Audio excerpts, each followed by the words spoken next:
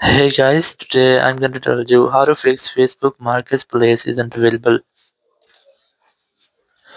If you're using Facebook and you're facing the issue that your Facebook Marketplace isn't available for you, so let's see some possible fixes for this. This is the very first thing. You can try to connect with a different, stable, and strongest network connection. Then open your App Store, just go for search and search for Facebook, and you just have to try to update your app. So after updating your Facebook app, just go back and you have to retry to check if your issue has been fixed or not. If it's still not fixed your issue, so you can try to make a forced restart with your iPhone to fix minor glitches. So after restarting, your issue will be fixed.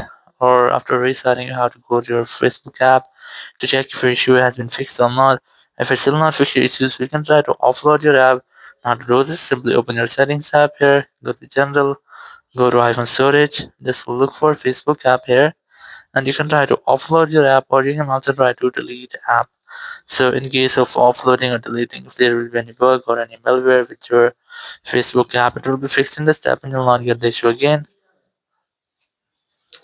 So after offloading or deleting, you have to reinstall the app, and after reinstallation, you will not get the issue again.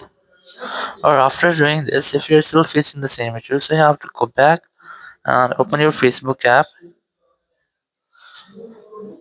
Just tap on the menu option at the bottom right, then tap on the settings and privacy, or just select help and support option here.